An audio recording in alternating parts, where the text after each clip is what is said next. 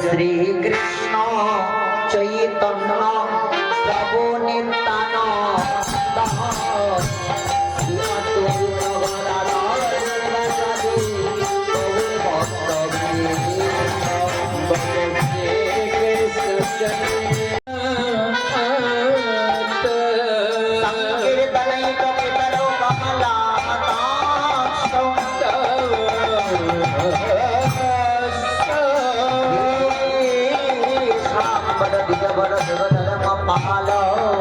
वंदे श्री करुणाय अवतारो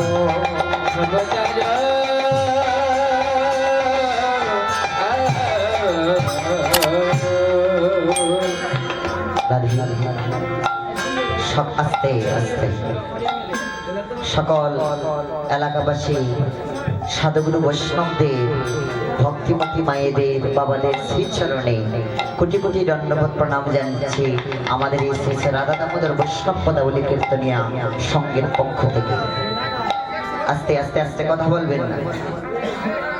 সবাকার শ্রীচরণে কোটি কোটি দণ্ডবত প্রণাম জানিয়ে আজকে আমরা শুরু করতে যাচ্ছি শুভ অধিবাস কীর্তন। আগামীকালকে এখানে যে অষ্টপ্রহরব্যাপী হরিনাম সংকীর্তনটা হবে, এই অষ্টপ্রহরব্যাপী হরিনাম সংকীর্তনের আজকে হচ্ছে শুভ অধিবাস।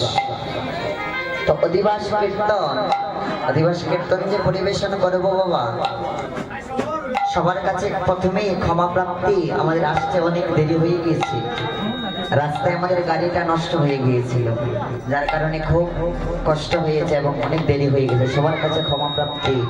আরো কীর্তনে গিয়ে যে আপনাদেরকে আনন্দ দান করব, এই সাধ্য এই ক্ষমতাটুকু আমাদের মধ্যে নেই, কেননা আমরা কয়েকজন শিশু মানুষ আপনাদের চরণতলে এসে উপস্থিত হয়েছি।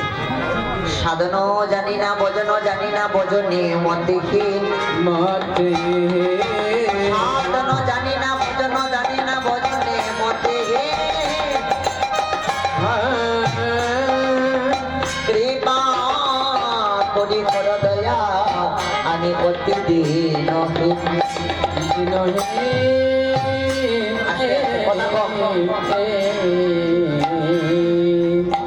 দয়া করে কথা একটু কম বলবে।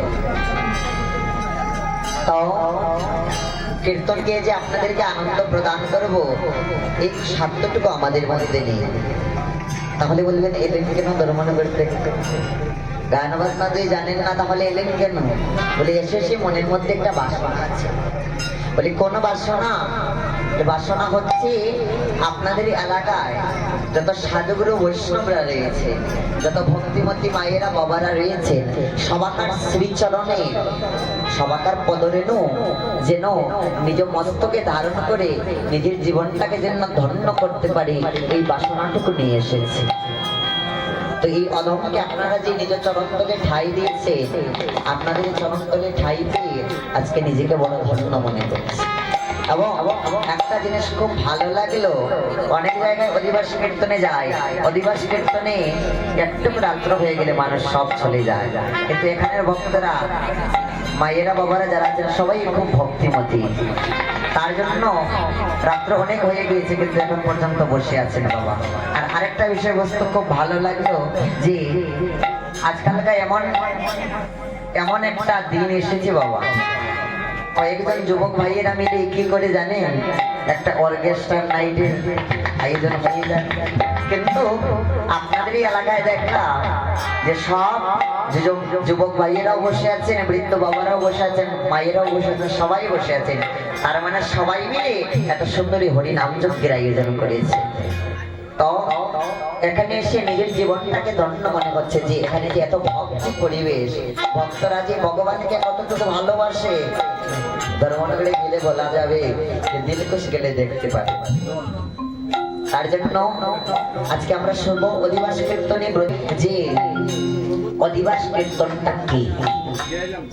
আস্তে আগে জানতে হবে অধিবাস কীর্তন এই হরিনাম যজ্ঞের যে বিধানটুকু রয়েছে, হরিনাম যজ্ঞের যে বিধানটুকু রয়েছে, সম্পূর্ণ হরিনাম যজ্ঞ কেমন করে পরিচালনা হবে, কোন জায়গায় কি লাগবে, কেমন করে কি করতে হবে, কিভাবে বৈষ্ণবদেরকে আমন্ত্রণ করতে হবে, কিভাবে কীর্তনীদেরকে আমন্ত্রণ করতে হবে, ঠাকুর করে কোন জায়গায় কি বসাতে হবে, কীর্তন মণ্ডলীটা কেমন করে সাজাতে হবে, সম্পূর্ণ এই হরিনাম যজ্ঞের বিধানটুকু হচ্ছে অধিবাস।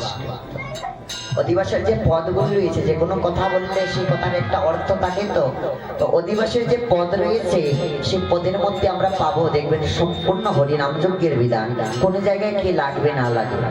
তো এবার আমরা জানতে পারলাম অধিবাস কীর্তন, কিন্তু অধিবাস কীর্তনটা যে হচ্ছে এখানে আগামীকালকে অষ্টপ্রহরব্যাপী হরিনাম সংকীর্তন হবে বলে আজকে শুভ অধিবাস কীর্তনটা করানো হচ্ছে। যদি হরিনাম সংকীর্তনটাই হতো না, যদি কীর্তনটাই হতো না, তাহলে অধিবাস হতো না। তো জানতে হবে আগে যে হরিনাম কীর্তনটা না এটা কেমন করে এসেছে, কেননা সর্বপ্রথমে তো হরিনাম কীর্তনে ছিল না, অন্যান্য যুগে এমন ভাবে হরিনাম যজ্ঞ ছিল না, কলিযুগ যখন শুরু হয়েছে তখন এমন ভাবে হরিনামের বিধান ছিল না। তো বলবে ঠিকই কি ছিল কি ছিল না তা আমরা কেমন করে জানবো, কেননা আস্তে আমরা কেউ তো ছিলাম না। কে ছিলেন সেই সময়? ছিলেন মহাবিষ্ণু অবতার শ্রী অদ্বৈত চন্দ্র। অদ্বৈত চন্দ্র তিনি কে? দেখবেন পঞ্চতত্ত্বের ডান পার্শ্বে বাবা একজন বুড়ো গোসাই দাঁড়িয়ে থাকে, লম্বা পাকা পাকা দাড়ি। সে বুড়ো গোসাই নাম হচ্ছে অদ্বৈত আচার্য। তিনার শিশুকালের নাম হচ্ছে কমলাক্ষ। মাতা নাবাদেবীর গর্ভে আবির্ভূত হয়েছিলেন। কেউ কেউ তিনাকে সীতাপতি বলে ডাকে, কেউ কেউ সীতানাথ বলে, কেউ অদ্বৈত আচার্য অদ্বৈত চন্দ্র বলে ডাকে। কাউকে যদি ভালোবাসে দেখবেন তার অনেক নাম পড়ে যায়, কেউ মোনা, কেউ সোনা, কতজন কতটা কিছু ডাকে বাবা। তার জন্য সেই অদ্বৈত আচার্য তিনি ছিলেন, কেননা মহাপ্রভু তখন আসেন নাই। মহাপ্রভু আসার 52 বৎসর পূর্বে অদ্বৈত প্রভু এসেছিলেন। মহাপ্রভু আসার 52 বৎসর পূর্বে অদ্বৈত আচার্য এসে কি দর্শন করলেন। মহাজন আরেক পাশ থেকে ভাব দিয়ে বলছেন, আসিয়া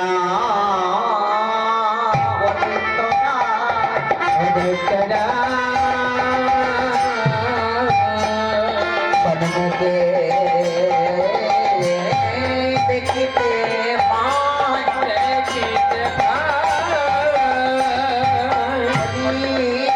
গুরু বড়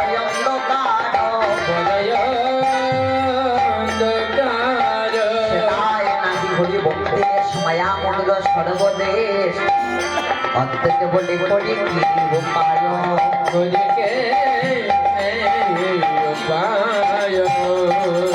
অদ্বৈত প্রভু তিনি মহাপ্রভু আসার 52 বৎসর পূর্বে এসেছেন। এসে দেখলেন কলিহত জীবের দুরবস্থা। কি দেখলেন? এই কলির জীব ঘোর অন্ধকারের মধ্যে পড়ে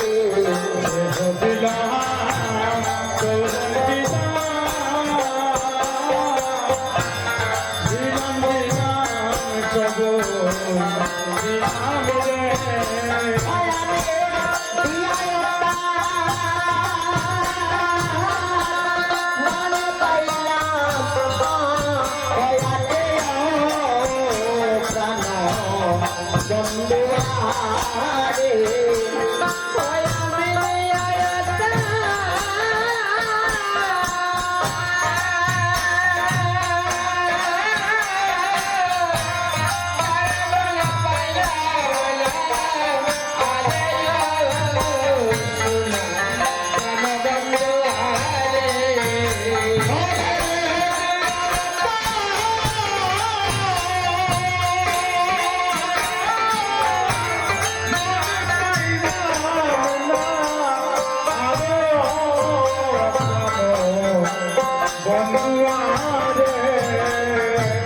দারুণ কৃষ্ণ প্রেমে আমায় চাইল না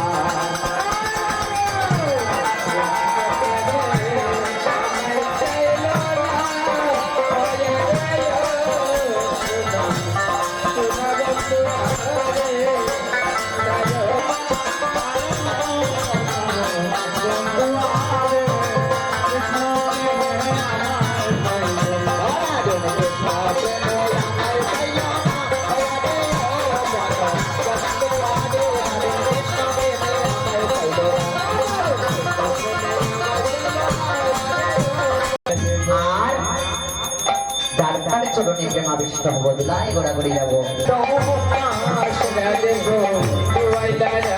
যাবো নবীন সন্ন্যাসী হয়ে যার তার চরণে প্রেমাবিষ্ট হব সকল কলিজীবকে হরি নাম প্রেম দিয়ে উদ্ধার করব। রাধারানী বলছেন প্রাণনাথ তুমি আমাকে ছেড়ে চলে যাবে আর একটু আমি সহ্য করতে পারবো না, তাই তোমাকে আমি একা যেতে দেব না।